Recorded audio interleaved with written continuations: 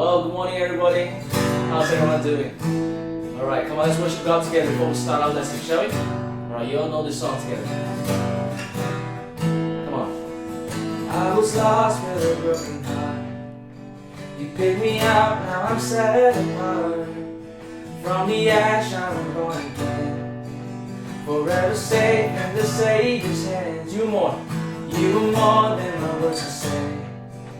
I'll follow you for all my days. Fix my eyes following your ways. Forever free in unending grace. Cause you are my freedom. Lift you higher, lift you higher. Your love, your love, your love, never ending. Oh, oh, oh, you are life in us. Nothing can take your place. You are all we need. Your love has set us free.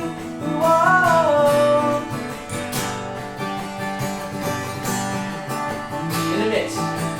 In the midst of the darkest night, let your love be the shining light, breaking chains that were holding me. You send your son down to set me free. Everything of this world will fade. Follow, I'm pressing on till I see your face. I will live, that your will be done. I won't stop till your kingdom comes. You are my freedom. Lift you higher, lift you higher. Your love, your love, your love, your never ending. Oh, oh, oh, you are life in us. Nothing can take your place.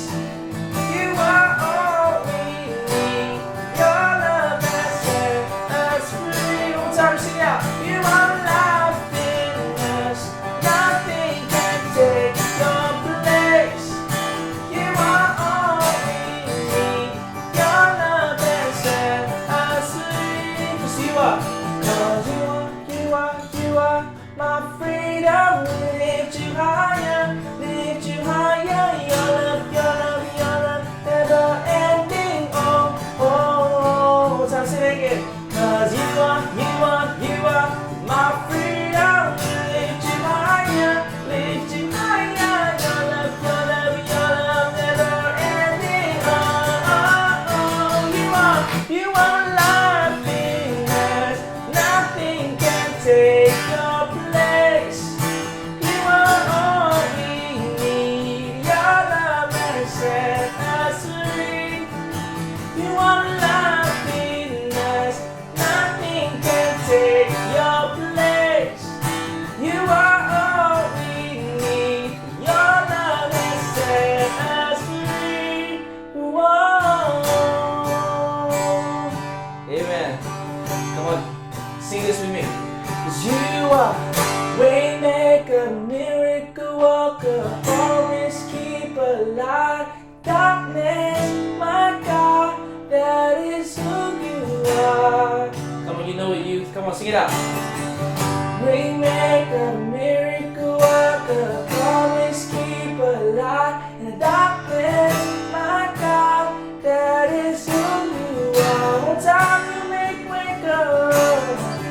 waymaker, miracle worker, promise keeper, light in the darkness, my God, that is who you are.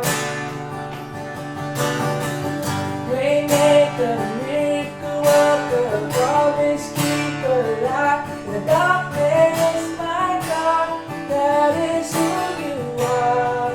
So even when I don't see it, even when I don't see it, you're working.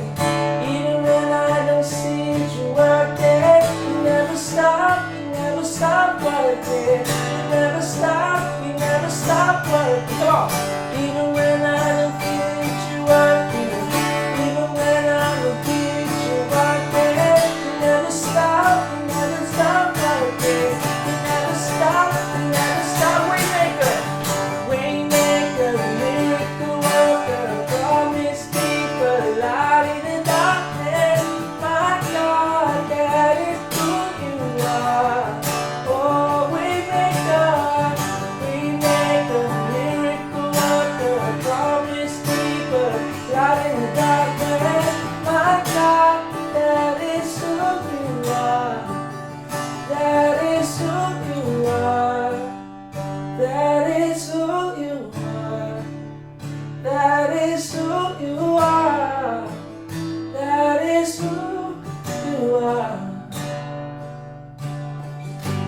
Jesus, may we be reminded that that is who you are.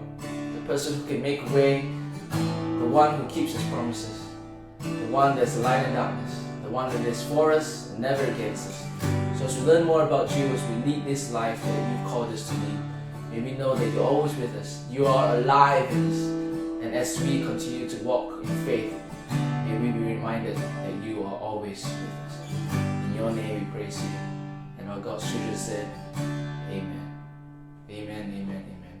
Well, to all of us at Ignite Youth, may we continue to step forth into our vision, which is being an influencer for Christ. And today we're going to talk about faith, owning your faith. So God bless, have a great session, and we'll see you soon.